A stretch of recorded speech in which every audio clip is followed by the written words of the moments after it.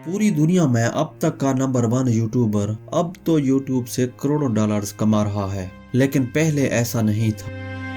वो जीरो से हीरो कैसे बना, आखिर वो इस मकाम तक कैसे पहुंचा, वो कैसे दुनिया का नंबर 1 यूट्यूबर बन गया और उसने सबसे ज्यादा यूट्यूब के सब्सक्राइबर्स कैसे हासिल कर लिए।